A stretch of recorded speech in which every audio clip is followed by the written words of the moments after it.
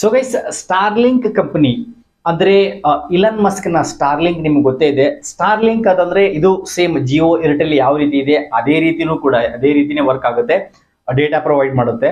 But ಆದ್ರೆ ಇದು ಏನಂತಂದ್ರೆ ನಾವು ಜಿಯೋ ಏರ್ಟೆಲ್ಗೆ ನೀವು ನೆಟ್ವರ್ಕ್ ಟವರ್ಸ್ ಗಳನ್ನ ಹಾಕ್ಬೇಕಾಗುತ್ತೆ. ನಮ್ಗೆ ಇಂಟರ್ನೆಟ್ ಬೇಕಾದ್ರೆ ಅಥವಾ ಫೈಬರ್ ನೆಟ್ವರ್ಕ್ ಬೇಕಾದ್ರೆ ನಾವು ಕೇಬಲ್ ನ ಹಾಕ್ಬೇಕಾಗುತ್ತೆ, ರೈಟ್? ಸೊ ಆದ್ರೆ ಇದು ಸ್ಟಾರ್ಲಿಂಕ್ ಡೈರೆಕ್ಟ್ ಸ್ಯಾಟಲೈಟ್ ಮುಖಾಂತರ ಕನೆಕ್ಟಿವಿಟಿ ಆಗಿರುತ್ತೆ.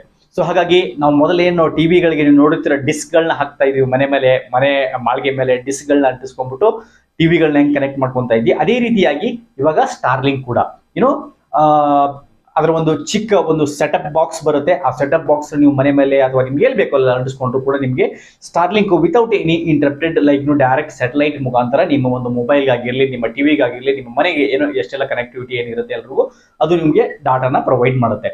ಅದು ಈಗ ರೀಸೆಂಟ್ಲಿ ಏನಿದೆ ಇಂಡಿಯಾದಲ್ಲಿ ಕಂಪ್ಲೀಟ್ಲಿ ಲೀಗಲಿ ಲಾಂಚ್ ಆಗ್ಬಿಟ್ಟಿದೆ. ಸೊ ಅದರ ಒಂದು ಸ್ಟಾರ್ಟಿಂಗ್ ಪ್ರೈಸ್ ಬಂದ್ಬಿಟ್ಟು 8,600 ರೂಪಾಯಿ ಪರ್ ಮಂತ್ ಇದೆ. ಆದರೆ ಒನ್ ಟೈಮ್ ಇನ್ಸ್ಟಾಲೇಷನ್ಸ್ ಎಲ್ಲ ಅಂದ್ರೆ ಸೆಟಪ್ ಬಾಕ್ಸ್ ಏನ್ ಬರುತ್ತೆ, ಟವರ್ ಆಗಿರ್ಲಿ ಅಥವಾ ಅದೇ ಚಿಕ್ಕದೊಂದು ಏನೋ ಬರುತ್ತೆ ಡಿಸ್ಕೋ, ಸೊ ಅದಕ್ಕೆ ಅದೆಲ್ಲ ಸೇರ್ಬಿಟ್ಟು ಇನ್ಸ್ಟಾಲ್ ಸೆಟಪ್ ಬಾಕ್ಸ್ ಅಂದ್ಬಿಟ್ಟು ಸೊ ದಟ್ ಅದಕ್ಕೆ 34,000 ಇದೆ ಒನ್ ಟೈಮ್ ಫೀಸ್ಗೆ.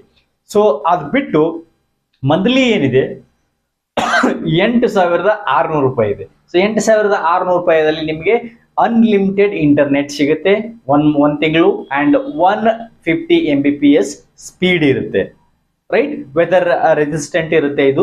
ಸೊ ಹಾಗಾಗಿ 30 days ಟ್ರಯಲ್ ಕೂಡ ಇರುತ್ತೆ. ನಿಮಗೆ ಅದನ್ನ ಟ್ರಯಲ್ ಮಾಡಬಹುದು, ಇಲ್ಲ ಇಷ್ಟ ಆದ್ರೆ ತಗೋಬಹುದು, ಇಲ್ಲಾಂದ್ರೆ ಆಮೇಲೆ ನೀವು ರಿಟರ್ನ್ ಕೂಡ ಮಾಡಬಹುದು, ರೈಟ್? ಸೊ ಅದೇ ಕಾರಣದಿಂದಾಗಿ ಏನು ಅಂತಂದ್ರೆ ಈ ಒಂದು ಸ್ಟಾರ್ಲಿಂಕ್ ಆಲ್ರೆಡಿ ಇಂಡಿಯಾದಲ್ಲಿ ಲಾಂಚ್ ಆಗಿದೆ. ಸೊ ಇದರ ಬಗ್ಗೆ ಅಂದ್ರೆ 8,600 ರೂಪಾಯಿ per month and 34,000 rupees one time fees ಇದೆ. ಸೊ ಇದ್ರ ಬಗ್ಗೆ ನಿಮ್ಮ ಅಭಿಪ್ರಾಯ ಏನು ಅನ್ನೋದನ್ನ ನನಗೆ ಹೇಳ್ಬಹುದು ಈ ವಿಡಿಯೋದ ಕಮೆಂಟ್ ಕಾಗಡಿಗೆ